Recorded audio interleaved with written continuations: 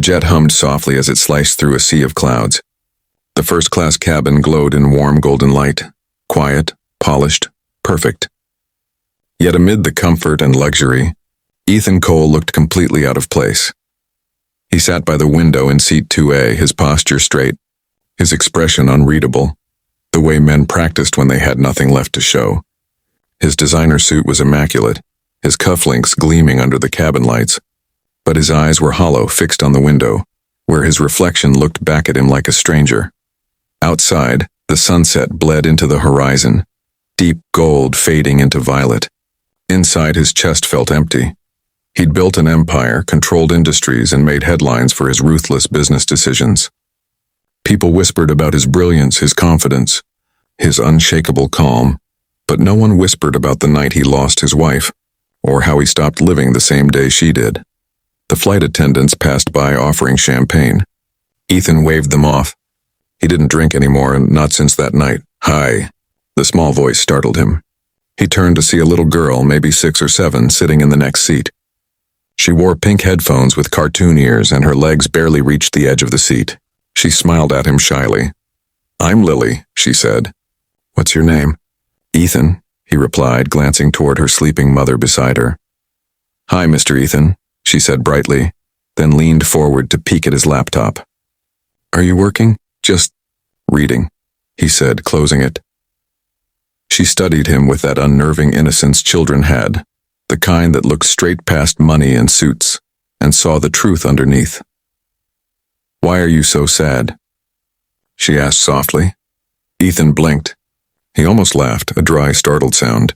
"Sad? No, I'm fine." She tilted her head. "You look like my daddy before he went to heaven." His breath caught. The hum of the engine suddenly felt louder. He turned away, staring at the window again. The clouds outside were painted orange and pink, just like the ones in the picture his wife used to take at sunset. Lily rummaged through her small backpack, humming to herself, and pulled out a piece of paper, a crayon drawing of 2 stick figures holding hands under a smiling sun. She handed it to him with both hands. "This is for you," she said. "It helps people not feel lonely."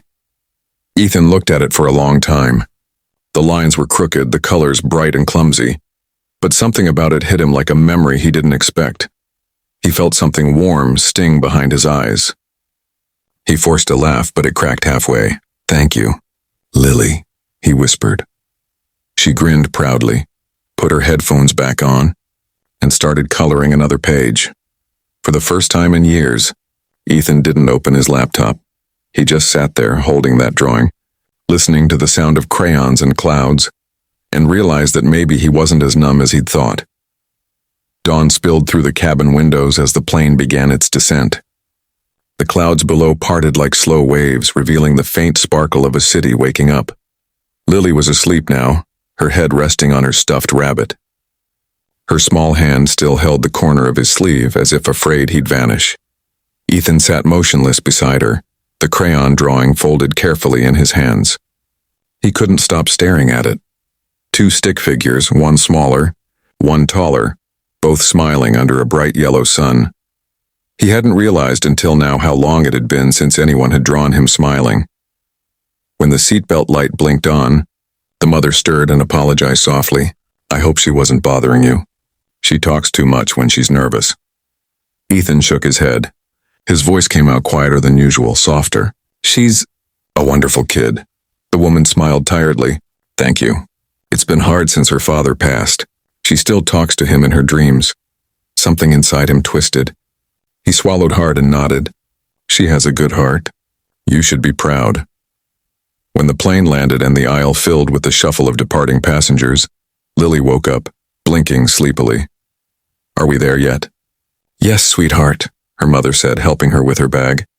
Lily turned to Ethan. "Don't be sad anymore, okay?" she said with a serious little frown. "Maybe find someone to smile with again." He crouched down, meeting her eyes. There it was, that same gentle wisdom that adults spend their lives trying to remember. He smiled faintly. "You're very brave, Lily," she beamed. "I know." Then she hugged him. Just a brief, warm squeeze. Small arms around his neck, pure and innocent. It undid him completely. As they disappeared into the crowd, Ethan sat there for a moment longer, watching them go. He looked down at the crayon drawing again. Back home that night, he placed it in a frame beside the photo of his late wife. For the first time in 5 years, he didn't feel only grief. He cried, but they weren't the same tears he'd shed before. They were the kind that washed away dust, not pain, the kind that felt like hope.